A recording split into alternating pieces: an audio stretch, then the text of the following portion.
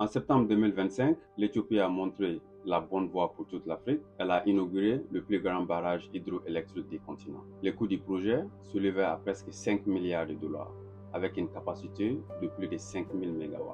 Mais le plus impressionnant, ce n'est pas seulement les barrages, c'est comment le gouvernement éthiopien a organisé son pays pour les financer. Parce qu'au début, ils avaient des problèmes avec les financements. Quand ils ont approché la Banque mondiale pour financer le projet, elle avait des réserves.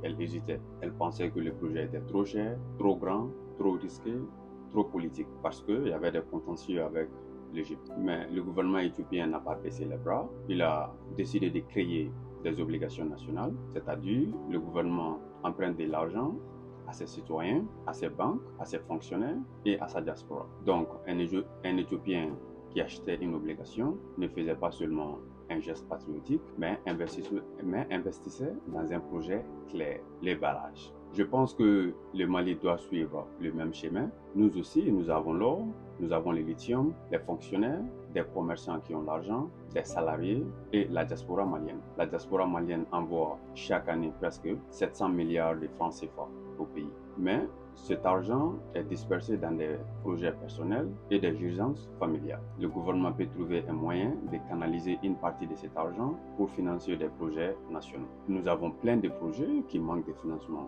Par exemple, le barrage de Taoussa qui peut irriguer presque 140 000 hectares et alimenter en électricité la région de Gao et Tombouctou est en arrêt depuis 2016. Le projet de relance aussi du train Bamako-Dakar peine à se faire. Pourquoi tous ces projets ont des problèmes? Parce qu'ils sont financés généralement par des investisseurs étrangers. Et chaque fois que ces investisseurs ont peur ou pour des raisons politiques bloquent le financement, les projets se trouvent bloqués. Mais quand on analyse bien ces projets, on s'en rend compte que c'est des projets rentables. Prenez le train par exemple. Le Mali est un pays enclavé. Donc un train qui transporte des marchandises de Dakar à Bamako sera forcément rentable. Et les revenus générés par les trains, par le commerce et les frais peuvent être utilisés pour rembourser les investisseurs. Le gouvernement peut créer des obligations spécifiques pour chacun de ces projets. Chaque Malien qui investit son argent doit savoir exactement quel projet il finance. Le projet doit être totalement clair.